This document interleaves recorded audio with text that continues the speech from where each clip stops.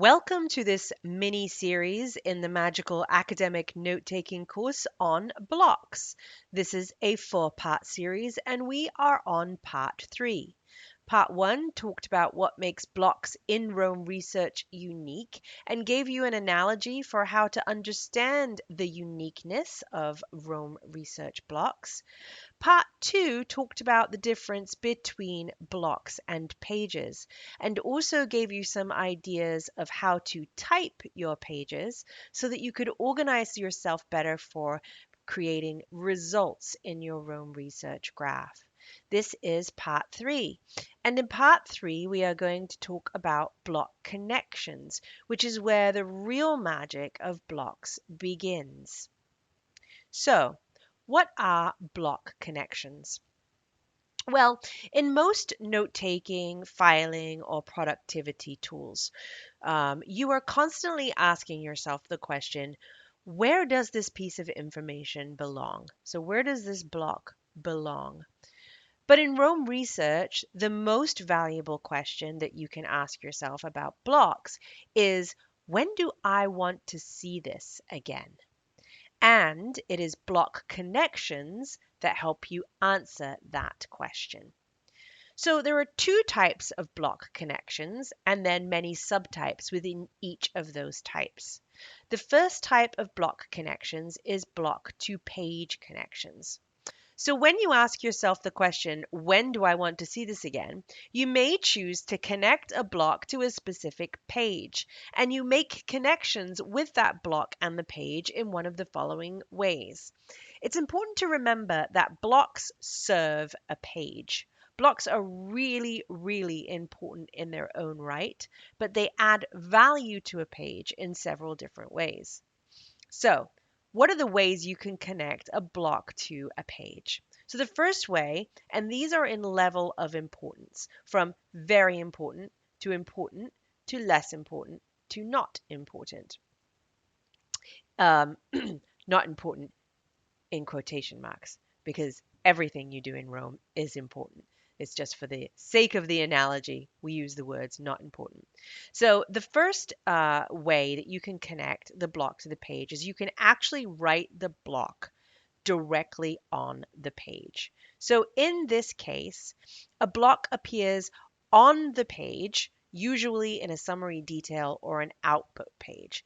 And that means that this is one of the most important blocks, because the reason the block is on that page is because it is serving the main purpose of that page. So if it's a summary detail page, it's serving the purpose of providing the information that that page is supposed to present. And if it is an output page, it's super important because it's actually providing the output that Rome research will generate. So what's an example of an on-page block-to-page connection? A few examples for you to explore. The first example is a block is referenced and becomes part of a paragraph in an output page. So the original block lives somewhere else, but you can actually reference it, and then the block would appear only on the page in a summary detail or output page. And then this right here is an example of a block like this, because as it is an example, it serves an important purpose to this page that we are using right now. It could be perhaps a journal response block on your daily notes page. So, for example, I actually write 750 words every morning. I don't include my 750 words in my daily notes page because I don't like the size of the block that a 750 words output creates. So what I do is I then take my 750 words and divide it into mini blocks, which then sit right on my daily notes page. And the reason it's important to me that it's linked to the daily notes page is because these blocks are serving the purpose of this page. And the purpose of this page is to tell me what I was doing, thinking, and working on that specific date. Another example is a block as a note from a specific source, and then it would live on your source page. So in academic writing, we assign a page to every source that we read. And so here's an example. You have blocks from our last example in the last video that are notes that live directly on this page. And the reason that they live on this page is because they serve the purpose of this page, which is to provide you with a source that lists all of the ideas, notes, and creations that came from that source.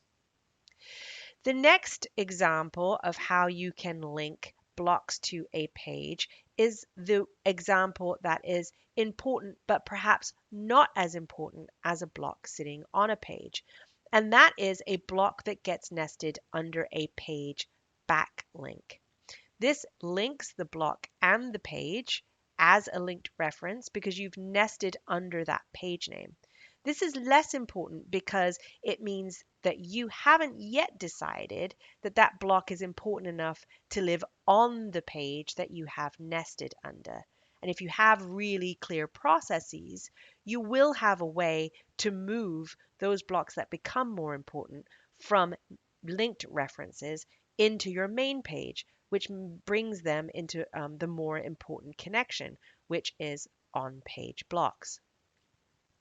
So an example of this one would be you're taking notes on a new source on your daily notes page, and you nest your notes underneath a source page link so that you can relate your notes both to the date that you are taking those notes and also to the source page. And as I said, if you have strong processes, as those of you who are taking magical academic note taking do, you will get to move important blocks to on blocks later on in the process, on page blocks.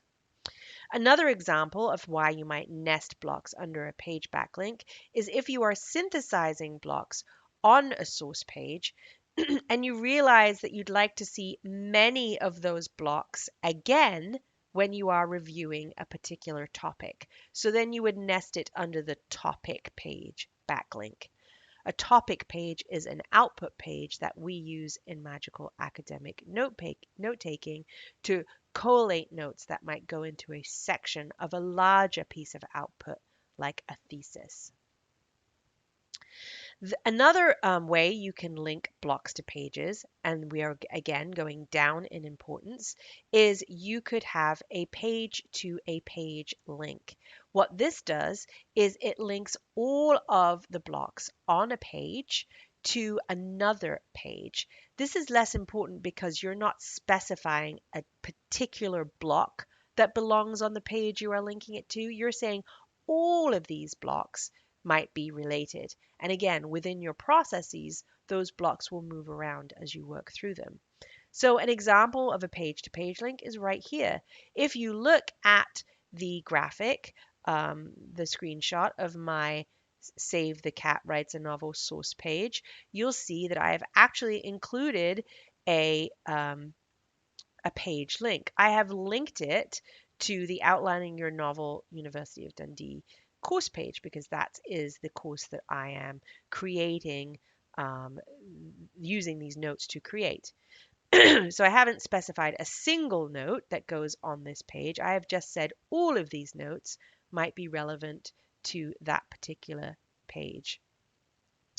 The last way you can connect blocks to pages is through page mentions, and that just means you are not putting double brackets around the page.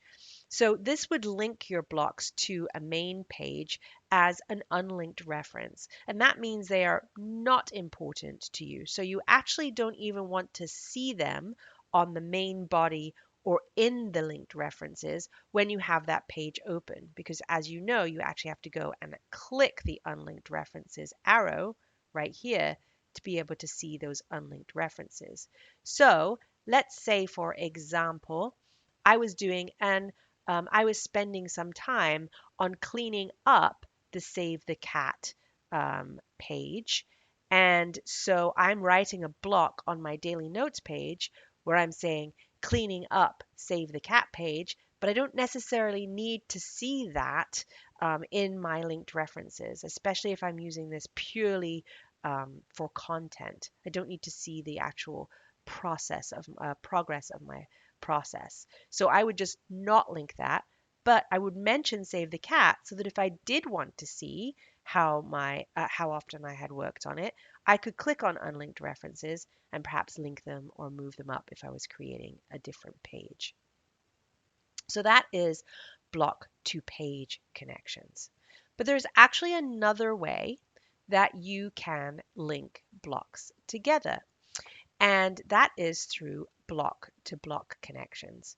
And I have kind of organized these in the same way as very important to less important. And you can see these here. The first way we make block to block connections is that we nest. And we consider that if blocks are nested, that those blocks become very important within the context that they are placed. The reason that they are very important is because you have indented them. So you have established a relationship. Nesting provides a clear, traceable path of the relationship between the atomic thoughts, and even it gives a block an immediate job to do, which is defining your thought process. So within magical academic note taking, we nest our blocks to trace our entire thought process in coming up with the possible content that we are going to use in our thesis, dissertation, or academic journal. So from the moment we read a fleeting note right through to the development of a Z note, we can actually trace where that thought came from. And you can see some of this evidenced in the screenshot I have above. So you'll see this very first section, I had a block that was a fleeting note, which was a note that I took when I was reading the source, which is a quote directly from the source. Then I have my literature note, which is the fleeting note in my own words. And then I have what I call a realization note, which is in our magical academic note-taking Zettelkasten process, which is where I make a connection within the note based on what I have been reading. So nesting your notes, your blocks, and making block to block connections through nesting is the most important way you can create relationships between your blocks, because not only does it create a relationship, it also illustrates a thought process. Another way that you can link blocks to blocks is through tagging. And that is important because a tag serves that super important question of when would I like to see this again? So, for example, if you have a note that is on a source page, like this Save the Cat source page, but you feel as though you may want to see it again when you're thinking about that topic, you can actually put a tag in at the block level. And this gives a note a job to do, but not yet. So if I were interested in The Dark Night of the Soul, I could just basically tag that. It becomes a block to a page relationship, but it also becomes a block to block relationship because it's already nested within other blocks as well. The last way to relate block to block connections is through serendipity. So that is less important, but it is extremely powerful. And it is when you are recognizing serendipity in your Rome graph that you begin to see Rome actually talking back to you.